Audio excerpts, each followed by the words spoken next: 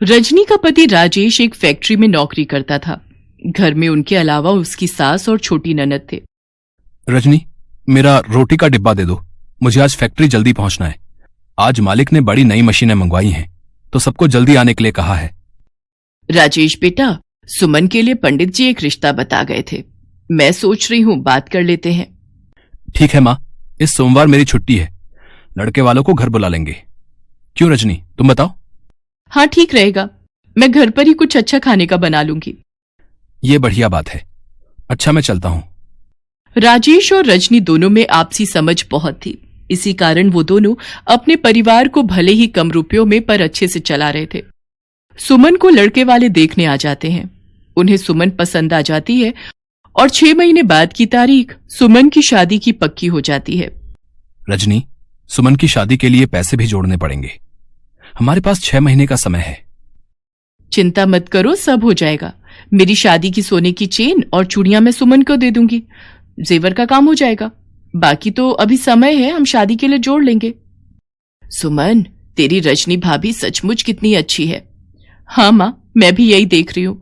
वो हम सब के बारे में कितना सोचती हैं।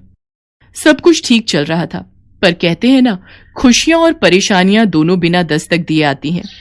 एक दिन फैक्ट्री में मशीन पर कपड़ा काटते हुए राजेश का हाथ उसमें आ जाता है। राजेश बुरी तरह जख्मी हो जाता है।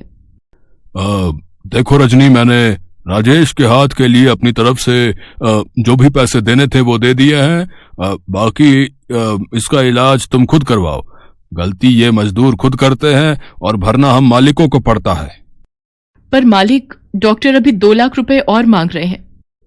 अरे कितना दूं? 1 लाख रुपए तो मैंने लगा दिए। अब मेरे बस की बात नहीं है, अपने आप करो जैसे मर्जी। फैक्ट्री का मालिक बहुत ही बेईमान निकला। उसने सारी गलती राजेश पर डाल दी।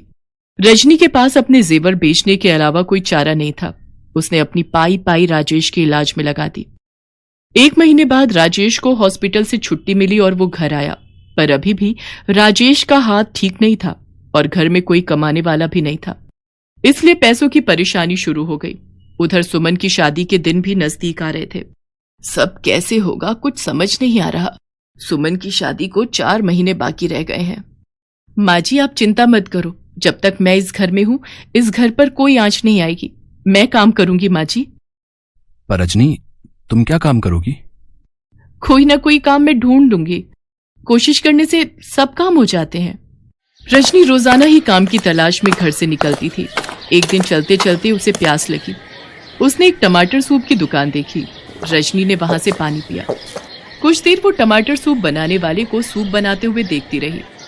दुकानदार गर्म गर्म टमाटर सूप कटोरे में डालता, उसमें ब्रेड के टुकड़े डालता और क्रीम मिलाकर ग्राहकों को बेच रहा था। रजनी को यह काम बहुत ही आसान लगा। ग्राहकों की भीड़ भी सूप की दुकान पर लगी हुई थी। अगर मैं भी टमाटर सूप का ठेला अपने मोहल्ले के पास लगा लूं तो ये सूप बनाना तो बहुत ही आसान है। राजेश अभी कुछ समय और काम पर नहीं जा पाएंगे। मुझे कुछ तो करना ही होगा। आगे सुमन की शादी भी करनी है। सब बातें सोचती हुई रजनी घर आती है और राजेश से इस बारे में बात करती है। राजेश मान जाता है। रजनी के पास उसका मंगलसूत्र रखा था। पहले तो उसे देखकर रजनी की आंखों में आंसू आ जाते हैं, पर वो मजबूर थी। उसके पास पैसे नहीं थे, इसलिए वो एक सुनार को अपना मंगलसूत्र बेचकर 5,000 रुपए ले आती है। उन रुपयों से रजनी सूप बनाने के सारे बर्तन और सब्जियां खरीद लेती है। राजेश एक व्यक्ति को जानता था जो ठेले किराए पर देता था। अब रजनी को बस सूप बनाना शुरू करना था। रजनी सारी तैयारी के साथ भगवान को याद करके अपना टमाटर सूप का ठेला मोहल्ले में लगा लेती है। धीरे धीरे ग्राहक रजनी के ठेले पर टमाटर सूप पीने आने लगे। शुरू शुरू में उसकी कमाई थोड़ी होती थी, पर जैसे जैसे रजनी ने टमाटर सूप और स्वादिष्ट बनाना शुरू किया तो ग्राहक बढ़ने लगे। रजनी बहू, अगले महीने सुमन की शादी है। मैं सोच रही थी कि कुछ खरीदारी शुरू कर देते। माँ जी, आप चिंता मत करो, मैंने 5 लाख रुपए की एक कमेटी डाल दी थी। इस महीने मैं वो कमेटी उठा लूंगी, फिर हम आराम से सुमन के लिए जेवर और कपड़े खरीद सकते हैं। बाकी रोजाना की कमाई से भी कुछ न कुछ बचत हो ही जाएगी। रजनी, तुम जैसी बहू पाकर हम सचमुच बहुत धन्य हो गए। तुमने इतनी परेशानियों के बावजूद भी हिम्मत नहीं हारी, बल्कि टमाटर सूप का काम शुरू किया। माँ जी, ये तो आपका और भगवान का आशीर्वाद है जो मेरा काम इतना चल पड़ा। अब आप चिंता मत करो, हम बहुत धूमधाम से सुमन की शादी करेंगे। रजनी ने टमाटर सूप घरों में ऑनलाइन डिलीवर करना शुरू कर दिया। धीरे धीरे रजनी की मेहनत से उसका टमाटर सूप का ठेला चल पड़ा। राजेश की तबीयत में सुधार था, वो भी रजनी की मदद करता था और फिर दोनों ने मिलकर अपना सूप का काम और बढ़ा लिया और पैसे जोड़कर सुमन की शादी भी धूमधाम से कर दी।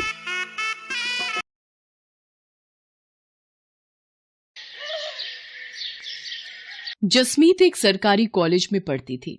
उसके बाबूजी नरेंद्र एक कपड़ा मिल में नौकरी करते थे। जसमीत की मम्मी वर्षा घर के बराबर में ही एक होटल वाले को रोजाना के पराठे और रोटी बना कर देती थी। कुल मिलाकर घर का गुजारा हो रहा था। पर एक शाम, वर्षा, आज सुबह से ही सीने में बहुत दर्द हो रहा है, लगता है ज्यादा बढ़ रहा है।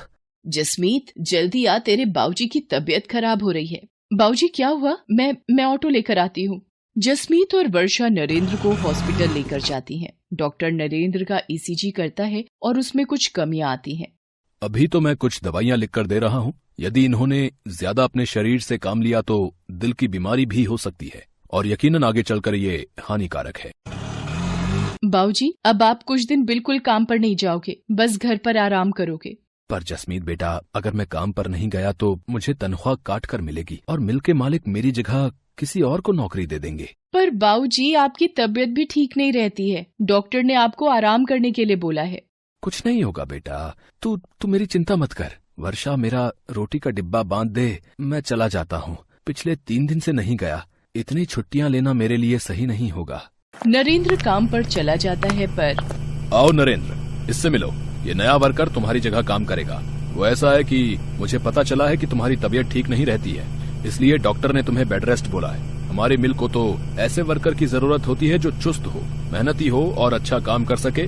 तुम्हारी तबीयत को देखकर मुझे नहीं लगता कि तुम ज्यादा दिन मेहनत के साथ काम कर पाओगे और अचानक भगवान न करे तुम्हें कुछ हो जाता है तो बात हमारे ऊपर भी आ सकती है। तो इसलिए मैं तुम्हारा हिसाब कर रहा हूँ, तो तुम कहीं और काम ढूंढ लो। पर सर जी, एकदम से मेरा काम छूट जाएगा तो मेरे लिए बहुत मुश्किल हो जाएगी। ऐसा न कीजिए सर जी। नरेंद्र, मैं अपने बिजनेस के साथ कोई रिस्क नहीं लेना चाहता। मुझे माफ करो। बाकी ये तुम्हारे 8 दिन के इस महीने के पैसे जो तुमने काम किया था, लो। नरेंद्र निराश होकर घर आ जाता है। वर्षा और जसमीत भी नरेंद्र से सारी बात जानकर बहुत दुखी होती हैं। नरेंद्र अब निराश और परेशान रहने लगा था। इसी कारण उसकी तबीयत और खराब रहने लगी। नरेंद्र ने चिंता में पूरी तरह बिस्तर पकड़ लिया। ये सब क्या हो गया भगवान, ये कैसा दुखों का पहाड़ टूट गया है हमारे घर पर। मम्मी चुप हो जाओ, प्लीज मत रो। आप ही तो मेरी और बाबूजी की हिम्मत हो। वर्षा, मेरे कारण तुम दोनों भी परेशान हो रही हो। मेरी बीमारी ने तुम्हें भी पैसों के लिए मोहताज कर दिया है। नहीं, देखो मैं नहीं घबरा रही। अच्छा, आप दवाई ले लो और बिल्कुल चिंता मत करो। जसमीत, जा बेटा, वो दरवाजे पर होटल वाले भैया आए हैं, उनको पराठे पकड़ा दे, मैंने बना कर रख दिए थे। भैया, अगर 2 टाइम के भी बनवाने हो तो बता देना, मैं बना दिया करूंगी। ठीक है बहन जी, मैं मालिक को बोल दूंगा। अभी तो सिर्फ दोपहर के लिए ही बोले हैं। मम्मी, आप घर का काम, पापा की देखभाल, इतना थक जाते हो, फिर 2 टाइम के होटल की रोटी और पराठे कैसे बना पाओगे? मैं कॉलेज से कुछ दिन की छुट्टी ले लेती हूँ, आपको हेल्प हो जाएगी। मम्मी, नहीं जसमीत, तू पढ़ाई पर ध्यान दे। वैसे भी ये तेरा आखिरी साल है कॉलेज का, तू मेरी चिंता मत कर, मैं कर लूंगी। वर्षा दिन भर काम करके अब थक भी जाती थी। नरेंद्र की देखभाल, दवाइयाँ और घर का खर्चा सब उसी के सिर पर था। एक दोपहर जब जसमीत कॉलेज से घर आई, मम्मी ये देखो, हमारे शहर में पराठे प्रतियोगिता होने वाली है। सबसे अनोखा पराठा के नाम से जीतने वाले को 50,000 रुपए का इनाम दिया जाएगा। मम्मी, आप इस प्रतियोगिता में ट्राई करो ना, देखना आप ही जीतोगी। जसमीत, क्या बच्चों सी बातें कर रही है? मैं और प्रतियोगिता में भाग? नहीं बेटा। पर मम्मी, इस प्रतियोगिता में भाग लेने में हर्जी क्या है? ट्राई तो करो, हो सकता है आपके बनाए हुए पराठे बहुत ही पसंद आए और आप इस सबसे अनोखा पराठा प्रतियोगिता को जीत जाओ। देखो, अगर आप जीत गए तो 50,000 रुपए से बहुत कुछ कर सकते हो। मम्मी प्लीज, मम्मी आप मेरे लिए एक बार इस प्रतियोगिता में भाग लो तो सही। मैं आपका फॉर्म भर रही हूँ, आपको इस प्रतियोगिता में भाग लेना ही होगा। वर्षा, अगर जसमीत का मन है तो तुम प्रतियोगिता में भाग ले लो। जसमीत सही कह रही है। हो सकता है कि तुम प्रतियोगिता में जीत जाओ। जीतना हारना तो भगवान के हाथों में होता है, पर बिना भाग लिए हार मान लेना ये भी तो सही नहीं है ना। तुम्हें अपने हुनर को दिखाना चाहिए, छिपाना नहीं। ठीक है, अगर तुम दोनों कहते हो तो मैं इस प्रतियोगिता में भाग ले लेती हूँ। ये हुई ना बात मम्मी। पर आप कौन सा पराठा बनाओगे जिससे आप ये प्रतियोगिता जीत जाओ? ये सोचना पड़ेगा। एक्सक्यूज मी मैम, आपका पिज्जा ऑर्डर था इस पते पर?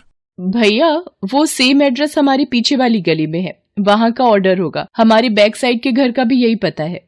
पिज्जा का नाम सुनकर तो मम्मी मेरे मुंह में पानी आ गया। गलती से वो डिलीवरी करने वाला भैया हमारे घर पर आ गया था। मम्मी क्या आप पराठे को पिज्जा का लुक दे सकते हो? एक नए तरीके का पराठा? कोशिश कर सकती हूँ, तू मुझे पिज्जा में लगाने वाला सामान ला दे। जसमीत वर्षा को सारा सामान लाकर दे देती है। वर्षा अपनी मेहनत और कोशिश से एक पिज्जा पराठा बनाती है। मम्मी ये पिज्जा पराठा तो बहुत ही टेस्टी बना है और देखने में भी कितना सुंदर लग रहा है। मम्मी क्यों ना आप यही पिज्जा पराठा सबसे अनोखा पराठा प्रतियोगिता के लिए बनाओ। जसमीत की बात मानकर वर्षा प्रतियोगिता में पिज्जा पराठा बनाती है। प्रतियोगिता में बहुत से लोगों ने हिस्सेदारी की थी, पर वर्षा के हाथ का बना पिज्जा पराठा देखकर जज करने वाले शेफ बहुत ही चकित रह जाते हैं। दोस्तों, बहुत से पराठे देखे, पर ये पिज्जा पराठा पहली बार देखा। वर्षा जी ने इस पिज्जा पराठे पर लेयर बनाकर इसे बहुत ही खूबसूरत ढंग से प्रेजेंट किया है और खाने में भी ये बहुत ही स्वादिष्ट पराठा है। इसके लिए हम सभी जजेस की सहमति से वर्षा जी को सबसे अनोखा पराठा प्रतियोगिता की विजेता घोषित किया जाता है और ये 50,000 का नकद इनाम भी इन्हें दिया जाता है। रोहित, एक अनाउंसमेंट मुझे भी करनी है। वर्षा जी ने जिस तरह आज पिज्जा पराठा एक नए तरीके से यहाँ पर प्रस्तुत किया, ये देखकर मुझे काफी प्रसन्नता हुई है। मैं चाहता हूँ वर्षा जी मेरे साथ मेरे अपने कुकिंग टीवी शो में हिस्सा लें और मेरे शो का हिस्सा बने। इसी के साथ तालियों की गड़गड़ाहट के बीच वर्षा की आंखों में खुशी के आंसू आ जाते हैं। वो अपनी बेटी जसमीत को गले से लगा लेती है। थैंक यू सर, आपने मुझे इस काबिल समझा। आप लोगों का बहुत बहुत शुक्रिया। ये सब मेरी बेटी जसमीत और मेरे पति नरेंद्र की वजह से ही संभव हुआ है। इन दोनों ने ही मुझे प्रोत्साहित किया और मैंने प्रतियोगिता में हिस्सा लिया। आपका लाख लाख शुक्रिया प्रभु, आपने मेरी जिंदगी को एक नया मोड़ दिया है। Love you mummy. मेहनत और लगन से व्यक्ति अपने जीवन में बहुत कुछ हासिल कर सकता है और यही वर्षा ने कर दिखाया। धीरे धीरे वर्षा के पिज्जा पराठे की प्रसिद्धि दूर दूर तक फैलने लगी। पिज्जा पराठा के नाम से वर्षा ने एक नया होटल खोल लिया। साथ ही साथ टीवी शो के द्वारा वर्षा के चेहरे को नई पहचान मिली। नरेंद्र भी ये सब देखकर बहुत खुश था। धीरे धीरे उसकी तबीयत में भी सुधार आने लगा था और अब वो और जसमीत दोनों वर्षा के होटल के काम में उसका साथ देते थे। मेहनत और लगन से एक पिज्जा पराठा वाली को सफलता की ऊंचाई पर चढ़ने की नई सीढ़ी मिल गई थी। Best buddies. Hello friends. Thanks for watching this video. अगर आपको ये वीडियो पसंद आया है तो प्लीज लाइक, सब्सक्राइब, कमेंट्स करें इस वीडियो पर और हाँ, शेयर करना भी ना भूलें। और भी मजेदार वीडियो देखने के लिए नीचे दिए गए बेल आइकॉन को दबाएं। देखते रहिए बेस्ट बडीज।